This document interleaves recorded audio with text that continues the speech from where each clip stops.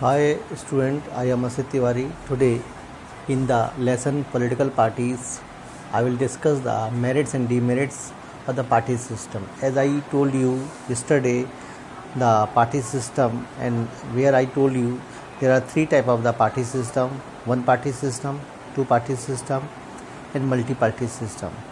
So student, today we will see what are the merits and demerits of the multi-party system, bi-party system, one-party system.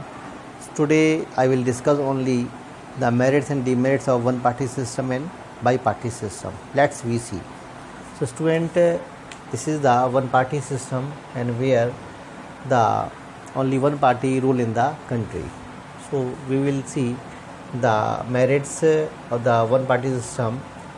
Concentration of power in the one hand, that is the very important features, because all the powers are concentrated in the one party.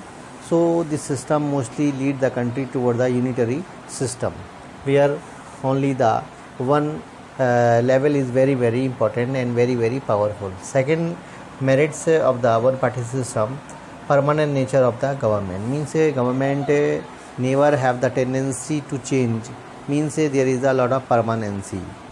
So this is the very strong feature. And next one, very strongly rules are implemented, means very restriction are there in the country by the one party, and lots of rules and laws are made by the party as a government in the whole country, and no one cannot you will say violate it. If any person violate it, so there is a lot of procedure or the provision against this type of the person who can challenge the government, means anyone cannot challenge the government. Now we will see the demerits. So monopoly policy are there, means government to move toward the monopoly. Monopoly means this concentrate all the power, but these concentration of the one hand of the power is not very you will say positive for the country, because many of the people are discouraged and many people lost their interest also. It means this system does not favorable for the people of the country, means only the one section of the people are only benefited by the one party system. Second things, the permanent government avoid development.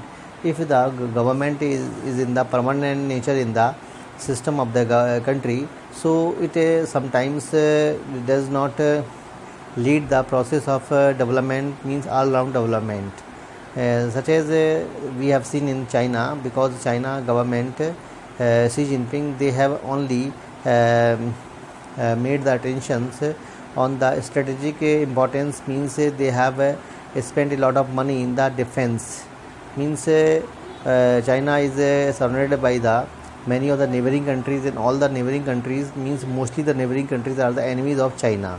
So they have to invest a lot of money of the GDP in the defense and for the strategic purpose.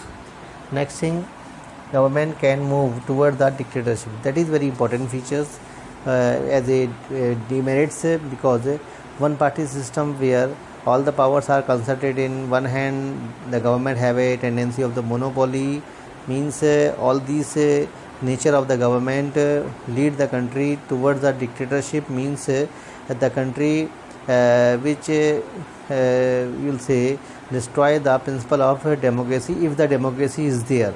And in such a way, the country's head as a president, as a prime minister, he amended many things into his favor, such as we have seen in China, Xi Jinping, who had brought many of the decisions in favor of himself.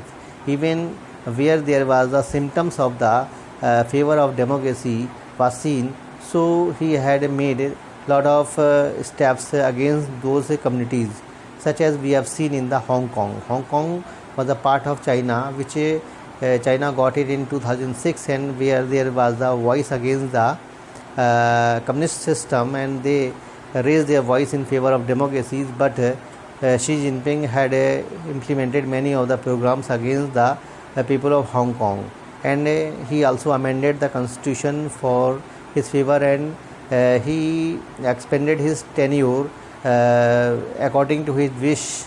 So this is the kind of condition as we have seen in the same condition in Russia, where the Vladimir Putin, where he also amended the constitution for his favor, for his convenience, means he can extend his tenure also.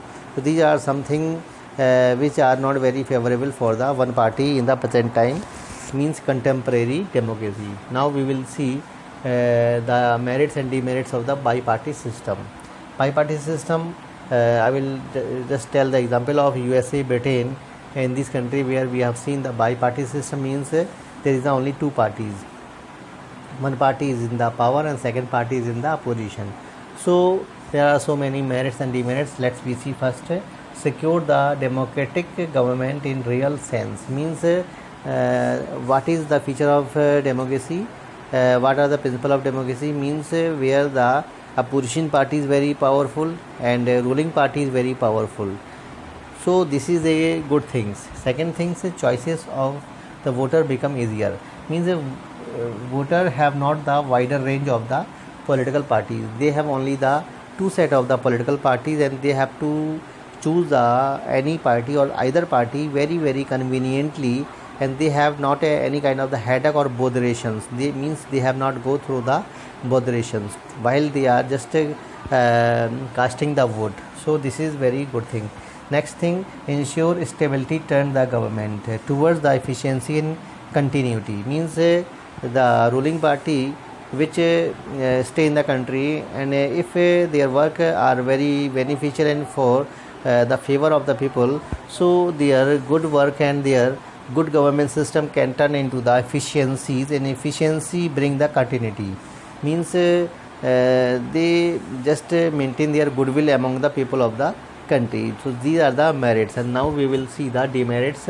Choices of voter limited, means there are only the not wide range of the political parties. They have to sometime bother, sometime they have to bear the only one party or two parties, while they have the good I will say issues in their mind, but these parties does not form the many other issues which are not raised by these two party only, because the voter of the country, they have a lot of other interests, other issues, and most of the time they have to bear only by these two parties. Second things, ignore good number of other interest, means many times it has been seen the political parties, they untouched many of the topics, many of the issues which are very favorable for the development of the countries, and they sometimes just misguide the people of the country, and in such a way the people of the country have to confuse over the kind of steps of the political parties. Next one, lead the country towards the alternative governments that hinder development. That is very important things. So student, this type of the things where there is not the good range of the political parties, so mostly times it has been seen the country have not the scope of the you will say wide range of the interest, wide range of the development, and many times the people of the country, they have to be sacrificed many of the dreams, many of the things. So student, I hope you could understand well all these we'll say statement about the party system, one party system, two party system, and multi-party system, merit and demerit I will discuss on tomorrow. So I hope all the student could understand well. And student, I want to tell one important things that party system where any country where their destination for choosing the party system is not very, will say correct, is not very ensure, because any country cannot you will say fulfill this type of the system, but India which also sometimes find itself that they have adopted the multi-party system, and it is very convenient with their, will say, historical background, and many other things we will also discuss about it. So hope student you enjoy the video. Thank you for watching me. Thank you for listening me.